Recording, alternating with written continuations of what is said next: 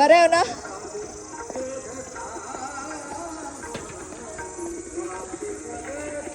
आ हो, पारायणाला आले एका दिवसासाठी.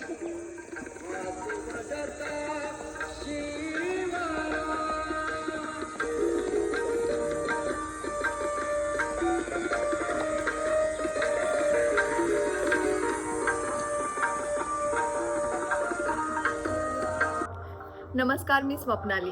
तर गावच्या पारायणानिमित्त मी गावी आले आहे. एका दिवसासाठी का होईना, मैत्रिणीच्या हट्टामुळे आणि माझ्या आशेमुळे. शाटाप ते इथेच बसले.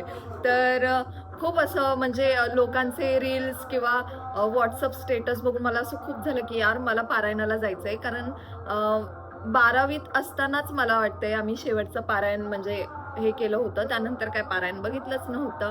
लहानपणी मात्र आम्ही पारायणात वाचायला बसायचो, हरिपाठ खेळायचो, खूप मजा करायचो. म्हणजे वाचन करताना आम्ही जे काही आम्ही मित्रमैत्रिणी होतो ते खूप धमाल करायचो. वाचताना बाजूला कैऱ्या घेऊन जा, हे खायचं घेऊन जा, म्हणजे ती मजाच काही वेगळी होती. आणि ती मजा मला आत्ताच्या मुलांमध्ये बघायची होती, म्हणून मी आले खास. आणि कुठेतरी वाटतं की बाबा आपल्याला थोडी का होईना ती मजा अनुभवता येते का, तर तेही बघावं. माझे पप्पा आले तर ते काय बोलतील तर काय हे करू नका. बघा बोलले. पप्पा गप बसा. हा, तर मला आता काय नको, मी ओके. तर म्हणजे हे सगळं काही व्हिडिओ, पारायणाच्या आमच्या परंपरा, हे सगळं दाखवण्याचा मी एक छोटासा प्रयत्न या व्हिडिओद्वारे करणार आहे. तर आशा करते की तुम्हाला हा व्हिडिओ नक्की आवडेल आणि संपूर्ण व्हिडिओ नक्की बघा. जसं की मी तुम्हाला म्हटलं की तब्बल 5 ते 6 वर्षांनी मी गावी आले. आणि गावी आल्यानंतर पहिलं तर आम्ही चुलीसमोरच बसतो. म्हणजे महाबळेश्वरची थंडी तिचा अनुभव घेऊन आल्यानंतर फक्त गरज असते ती उभेची. मग आल्या आल्या चुलीसमोर बसायचं आणि जो अंघोळीचा टोप असतो त्याच्यावरती अशाच काहीतरी करामती करत बसायच्या. म्हणजे नावं लिहित बसायची किंवा निखारांसोबत खेळत बसायचं. हा टाईमपास करत बसायचा. बरं, आता मस्तपैकी फ्रेश झाल्यानंतर स्वतःची तयारी घ्यायला सुरुवात केली. मात्र यावेळी मी एक वेगळीच परंपरा सुरू केली, म्हणजे आता सुरूच करते. ती म्हणजे पडवीमध्ये मेकअप. हे मी पहिल्यांदाच केलं आहे. म्हणजे काही दिवसांपूर्वी मी डान्स केला होता पडवीमध्ये, पण आता मेकअप करायला पण पडवीमध्ये घेतला आहे. कारण की म्हणजे तिथे एकतर सूर्याचा फुकटचा प्रकाश मला भेटतो, त्यामुळे मला ते खूप बरं पडतं. आणि खूप मस्त असा तो काय बोलतात मागचं बॅकग्राऊंड वाटत होतं. त्यामुळे म्हटलं की ठीक आहे, चला आता ही परंपरा सुरू करूया. हे बघा, हे बघा, यातच आहे. नाही या थोडं काम आहे. हो, हे बघा, यांना काम आहे. बघा बघा बघा.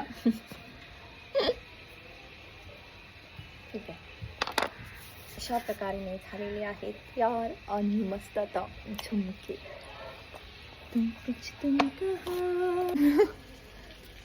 असा ट्रेडिशनल लुक केल्यानंतर कपाळावरती टिकली कमालच वाटते.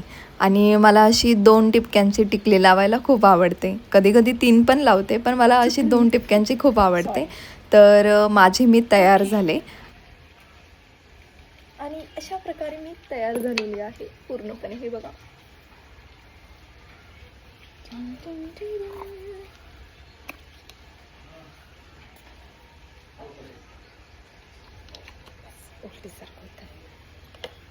आणि आता वळूया पारायणाच्या दिवसाकडे. तर सुरुवात झाली ती सुवर्णा काकींच्या घरी जाऊन नाश्त्याला, कारण की त्या दिवशी त्यांचा तो दिवस होता नाश्ताचा. नाश्ता करून आल्यानंतर पप्पांना विचारलं की ज्ञानेश्वरी वाचायला आम्ही बसू शकतो का, तर त्यांनी दिलेलं हे उत्तर. बसणार पप्पा, बसणार. ज्ञानेश्वरी वाचायला मला नाही तुमच्यासारखी स्त्री आवडत.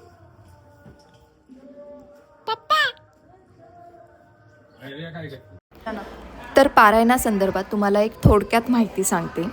गेले अनेक वर्ष तापोळकर हा सोहळा भक्तिभावाने आयोजित करत आले आहेत. 5 दिवसांचा असणारा हा सोहळा, या सोहळ्यात ग्रंथराज ज्ञानेश्वरीचे सार्वजनिक वाचन होते. तर सकाळ, दुपार, संध्याकाळ म्हणजे जे वाचक असतात त्यांच्यासाठी घरोघरी नाश्त्याचं आयोजन असतं, जेवणाचं आयोजन असतं. आणि आता काही वर्ष झालं रात्रीचं जेवण हे मंदिरातच केलं जातं. त्यानंतर सार्वजनिक वाचन झाल्यानंतर 6 वाजता असतो तो हरिपाठ, जिथे सगळी गावातली पोरं मोठी माणसं जमा होतात आणि भक्तिभावात तल्लीन होऊन विठू रायाच्या गजरात हरिपाठ खेळतात. त्यानंतर कीर्तन भजनाचे आयोजन केले जाते. घेतलास पाठ?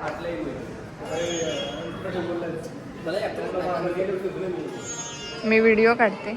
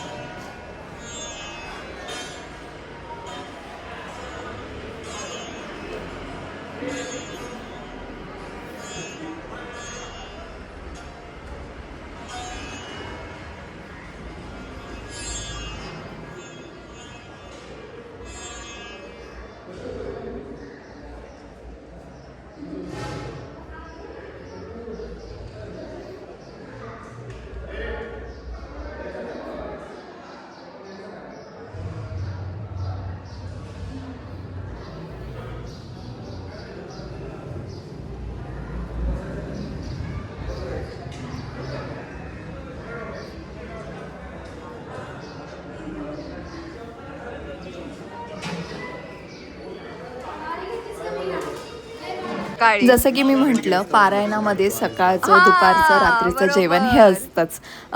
आधी असं असायचं की सकाळचा नाश्ता असो, दुपारचं जेवण असो किंवा रात्रीचं जेवण असो, हे प्रत्येकाच्या घरी जाऊन, म्हणजे ज्याची पाळी असेल त्याच्या घरी जाऊन आम्ही खायचो. पण आता एक नवीन पद्धत सुरू केली की मंदिरामध्ये दुपारचं जेवण आणि रात्रीचं जेवण केलं जातं. पण तुम्हाला माहिती आहे का, यामुळे एक फायदा नक्की होतो की बाजारपेठ असल्यामुळे तापोळा गावात भागातील अनेक लोक येतात. मग त्यामुळे कसं होतं की देवाचा हा प्रसाद त्या लोकांना देखील खाता येतो, त्याचा आस्वाद घेता येतो. त्यामुळे हे बरंच आहे की म्हणजे दुपारचं जेवण आणि रात्रीचं जेवण हे मंदिरात ठेवलं जातं.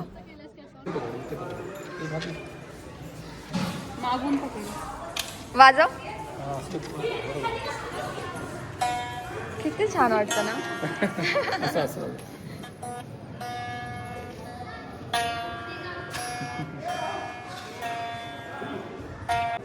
शाळा आवडते का? कोणती शाळा आवडते, इंग्लिश मीडियम की मराठी? मराठी. का? आणि काहीतरी कारण असेल सर, ते आम्हाला खूप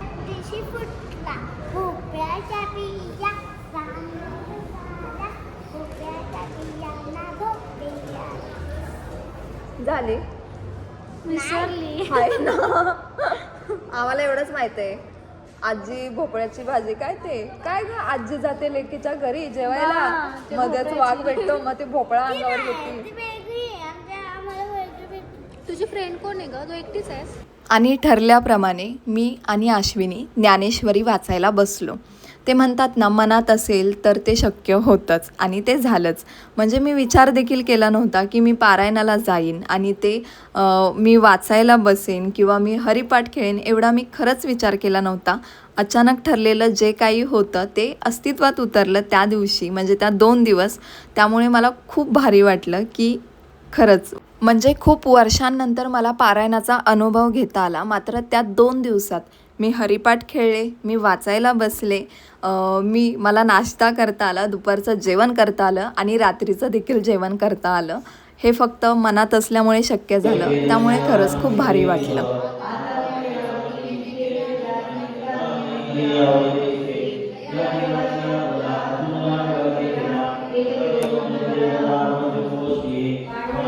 ज्ञानेश्वरी वाचन झाल्यानंतर मी आणि अश्विनी घरी आलो.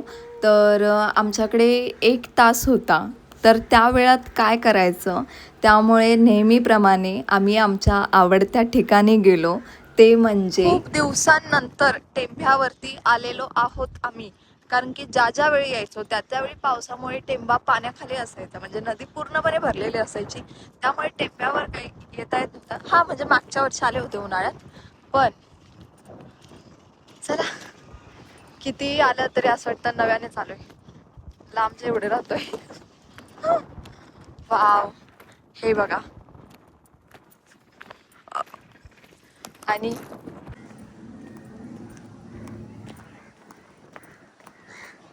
वाटतं ना हे बघ.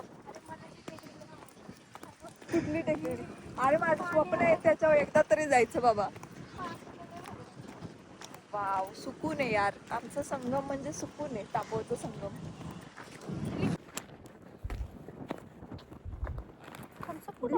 वाव, हे बघ थम्सअप उडाला यार. आहे. तो नाही का ते हे ॲडव्हर्टाईज आहे ह्याची. थम्सअप पिला एनर्जी येते. एव्हरेस्ट. आम्ही आता थम्सअप पिल्यानंतर तो डोंगर चढला. आणि अर्थात आम्ही आमच्या त्रिवेणी संगमाचा, टेंभ्याचा भरघोस असा आनंद घेतला आणि निघालो महत्त्वाच्या कामाकडे, तो म्हणजे हरिपाठ.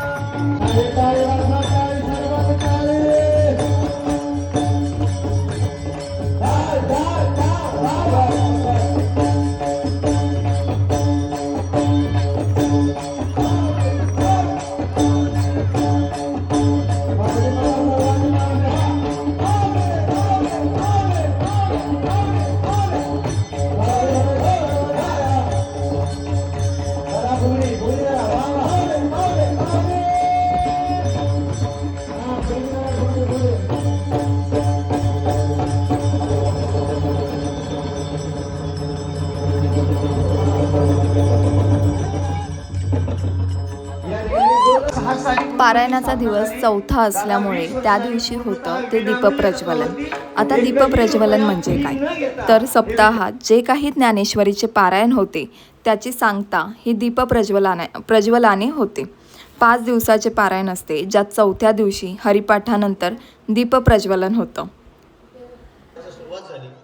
त्याच्यानंतर ग्रामस्थांचं सहकार्य वाढलं आणि हा पारायण सोहळा ग्रामस्थांच्या ताब्यामध्ये आला आणि 31 वर्ष हा अतिशय चांगल्या पद्धतीने सोहळा संपन्न होतोय. दीपोत्सव म्हणल्याच्या नंतर ज्ञानेश्वर महाराजांनी दीपोत्सवामध्ये अनेक संपूर्ण मंदिरात दिव्यांचे आरास लावले जाते, ज्यामुळे संपूर्ण मंदिर प्रकाशित होते आणि उजळून निघते. तर महिला हातामध्ये आरतीचं ताट घेऊन उभ्या असतात, तर पुरुष मंडळी आणि ग्रामस्थ तसेच भागातील नागरिक येऊन कार्यक्रमाची शोभा वाढवतात. तापोळातील ग्रामस्थ सर्व लोकांचा मान राखत कार्यक्रम सुव्यवस्थितपणे पार पाडण्याचा नेहमीच प्रयत्न करत असतात. आता खरं म्हटलं तर लहानपणापासून आम्ही हा सोहळा पाहत आलो आहोत, कारण एकेकाळी वाचक म्हणून आम्ही ती भूमिका पार पाडली आहे. हा आपल्या सर्वसामान्यांच्या हातामध्ये पारायणाकरता उपलब्ध नव्हता. यामध्ये महाराष्ट्रातील अनेक ज्येष्ठ कीर्तनकारांचं योगदान आहे. त्यामध्ये प्रकर्षानं पहिलं नाव घेतलं जातं ते आपल्या सातारा जिल्ह्यातील वेळूगावचे सुपुत्र वैकुंठवासी पारायणाचार्य पुंडलिक महाराज वेळूकर हे ज्ञानेश्वरी वस्त्रामध्ये बांधून ठेवायचे. मी अविवेकाची काजळी, भेडोनी विवेक दीप उजळी, योगिया पाहे दिवाळी निरंतर, अविवेकाची काजळी, भेडोनी विवेक दीप उजळी,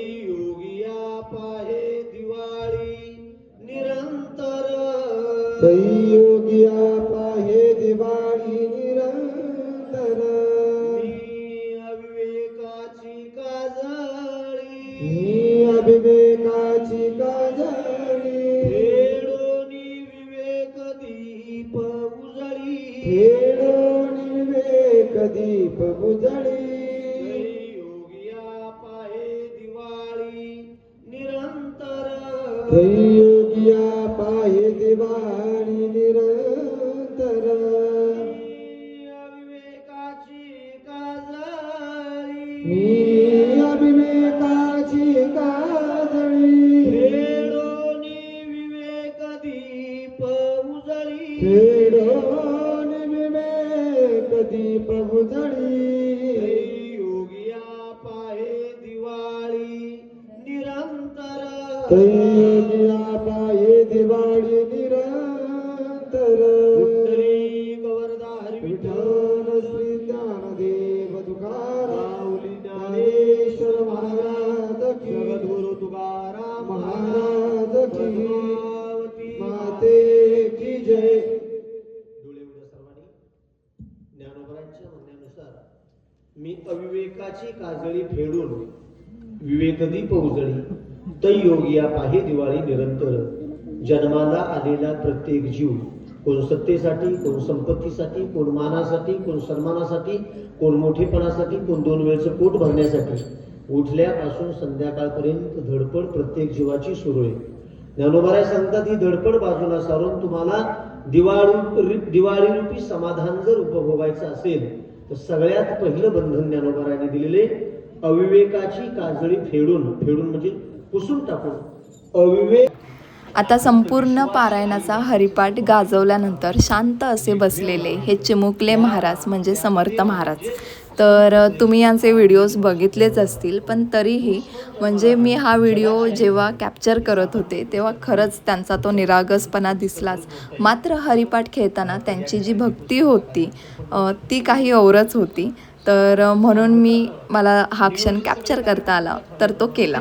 7 वाजता ज्ञानेश्वरी पारायण सोहळ्याचा सांगता सोहळा. त्याकरता ज्ञानेश्वरी ग्रंथ आपल्या इथं आहे. आरतीचं ताट, प्रसाद घेऊन यायचे, बाकी सगळ्या गोष्टी फूल, आरतीचं ताट, पूजेचं साहित्य प्रत्येकाने घेऊन प्रत्येकाच्या सोयीनुसार कोणी खडी साखरेचा आणा, कोणी शिऱ्याचा आणा, कोणी हरिपाठ झाला, दीपप्रज्वलन झालं आणि कीर्तन देखील झालं.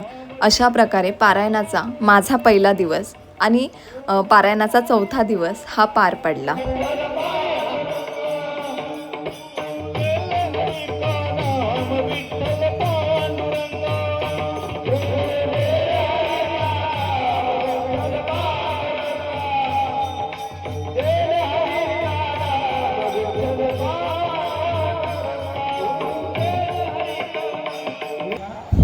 दिवस दुसरा काल्याचा. तर सकाळी लवकर उठून मी मम्मीसोबत मंदिरात काकड आरतीसाठी गेले. तर काकड आरती म्हणजे पारायणाच्या 5 दिवसांमध्ये रोज सकाळी 4 वाजता सुरू होते ती काकड आरती. तर गावी गेल्यानंतर मी ठरवलेलं की मी काकड आरतीला जाणार आणि मी लवकर उठून काकड आरतीसाठी मंदिरात गेले. थोडीशी उशिरा गेले, पण मला आरती देखील भेटली आणि काय बोलतात भजन देखील भेटलं.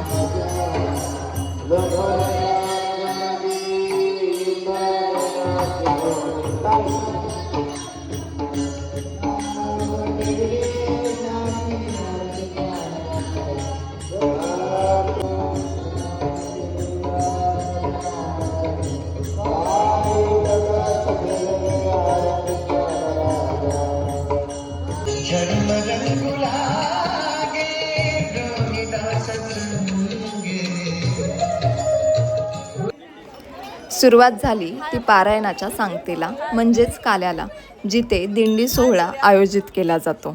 वळणामध्ये म्हणजेच गावाच्या मध्यभागी सर्व ग्रामस्थ जमा झाले होते. गावातील महिला जमा झाल्या होत्या मस्तपैकी पारंपरिक वेशभूषेमध्ये आणि दिंडी सोहळ्याला सुरुवात झाली.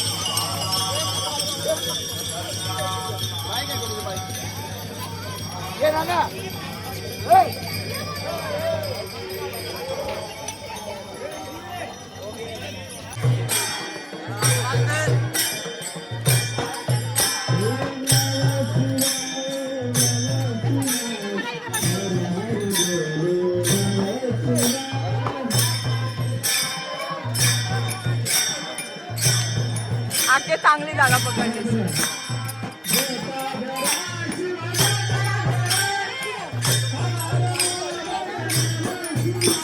आगे आले आपल्याला आणि इकडे गेली जनावरे.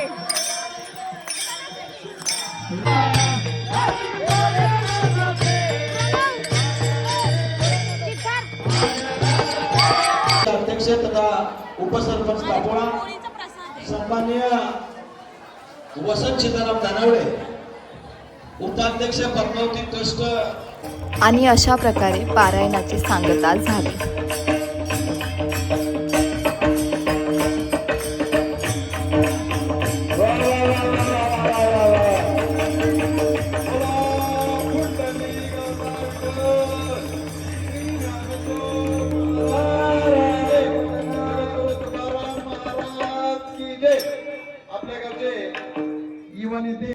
आणि हा थोडा टाइमपास.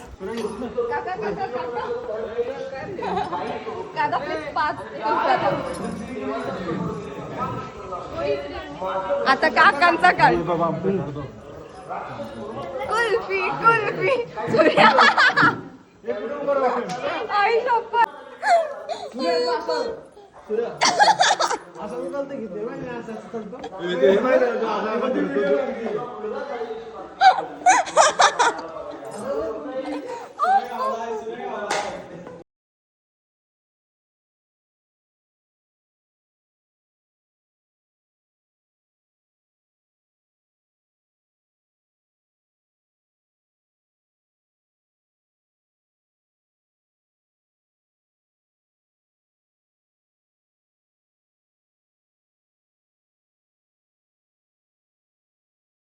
अरे तुला किती वेळा फोन केला?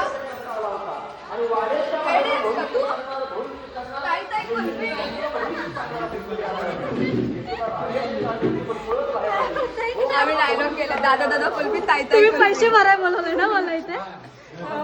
अरे नाही ताई ताई कुल्फी. तिला कळलं.